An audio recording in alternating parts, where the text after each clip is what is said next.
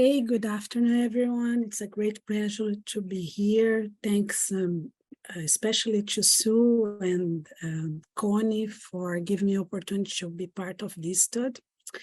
Well, I'm going to start my presentation. I prepared just a glimpse of what is going on in Brazil regarding funding and service delivery. We heard a lot of important pieces, but I want to also emphasize that the post-cochlear implantation experience for adults is a multifaceted journey to achieve the optimal use, and only a long-term monitoring will provide them the users the opportunity to review the intervention program, the auditory benefits, the social participation, the quality of life, and why don't say to check the knowledge of using technology. So for these patients be able to sometimes reroute the pathway, sometimes to get the success, they need to have lifelong care. And this lifelong care needs to be sustainable, standard, and structured. And how we can combine economics and health to make public services more accessible. These were some of questions raised in this year and by WHO. This new narrative is based on 4 interrelated themes that is value, finance, innovation, and capacity. Next. What you have in Brazil in terms of public policy so far to implement and maintain the cochlear implant programs can be demonstrated in this picture. As you can see, Brazil is a continental country. In South America is the biggest one. The population is huge, 240 million of people spread across 26 states. We currently have 35 programs, public cochlear implant service in only 18 states. And some states will have more than one service. It is the case of São Paulo, the biggest city in South America. We have 80 programs. It's more concentrated in the southeast part. And according with our national health data system from 2009 and 2021, more than 12,000 surgeries were performed. Next. Okay, our story began in 1977 when we had the first cochlear implant surgery in Brazil. This was the second cochlear implant surgery outside the United States, but it took us another 13 years. Only later in 1990, the first cochlear implant surgery was fully funded by Brazilian public system. Currently, the provision of this assistance in Brazil is carried out by 3 different ways: the private initiative with its own resources, and it means health plans, private health plans.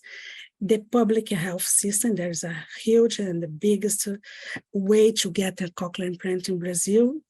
And it's made by federal resource and the few private payment cochlear implants. From 1999 to 2019, several regulations were issued. In 2004, the National Hearing Healthcare Policy was created. It was an big umbrella policy, including interdisciplinary teams covering since newborn hearing screening, diagnosed hearing aid fitting, and also cochlear implants. This time it was the first time you had the essential step in rehabilitation, the first step, In 2014, you had another huge change in the policy.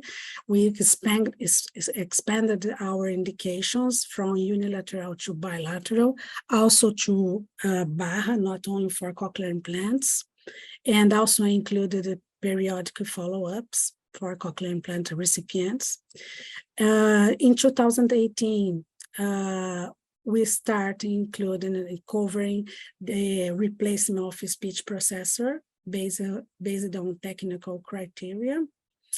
Regarding the private health insurance, only in 2019, the regulatory agency under the Ministry of Health published as its mandatory coverage for cochlear surgery and all other procedures. Next.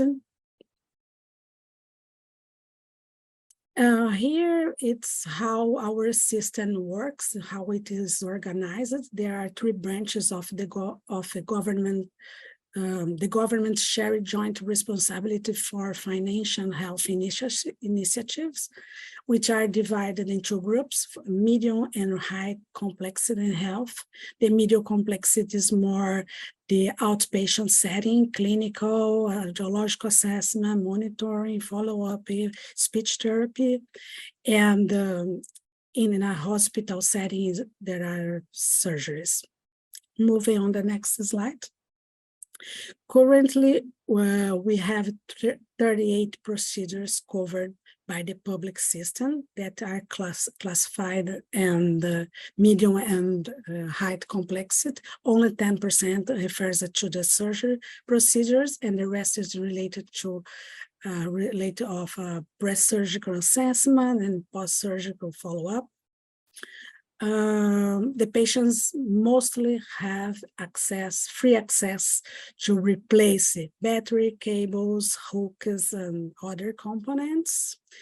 Unfortunately, in practice, there are some centers that cannot meet this demand due to local regional difficulties to manage purchasing and dispensing operation. This slide I show our criteria to exchange or replace the cochlear implant processors. It means that the replacement must take place for one of the following reasons: when the speech processor has been used for 7 years or more, due to a malfunction certified by the doctor or audiologist, in case of loss or something else that can be proven by a policy record. Okay, in this slide, it's very clear there is an absence of universal and standard approach, the way we deliver the postoperative cochlear implants care. Most countries work on their own guidelines, and most do not provide detailed emphasis on long-term rehabilitation recommendations. Also, regarding rehabilitation, despite the evidence suggesting that the oral rehabilitation training improve outcomes in cochlear implant recipients, formal oral rehabilitation training are not often incorporated as part of the follow-up care. In Brazil, it's often located in external services to the implant program. It's not integrated, and it can make the access more difficult. Next. Here, let me present what you have in Brazil in terms of follow-up and therapy for adults. First year of cochlear implants, 4 follow-up appointments after 3 years annually. Follow-ups can be anticipated or spaced according to the patient's need or performance. Regarding the number of rehabilitation, adults have 45 minutes therapies in a series, individual sessions or in group. Next. Well, some reflections are important for the future of cochlear implant centers and for the ongoing care for adults and elderly patients. First, the demand will grow to the demographic age. And second, the technical progress will expand cochlear implant indication. Likely will increase in acceptance of cochlear implant, and now on, we will raise implantation numbers. So more efforts are needed to finance lifelong service. I would say that innovations such as remote care and the use of technology can be a very valuable research. This leads us to this slide. The advent of digital health for using healthcare, hearing healthcare has been showing us a lot of opportunities to create new models, especially using the person-centered care. Is also able to improve the access, also improve the follow-up rates. That it's very important to have this follow-up care for cochlear implants recipients. We have several good experience report with this use of technology, both for cochlear implant service and also oral rehabilitation. And we can, as an audiologist that works with a teleaudiologist, I can reaffirm that the hybrid model of care can do a lot for our implanted patients in terms of the continuity of the care.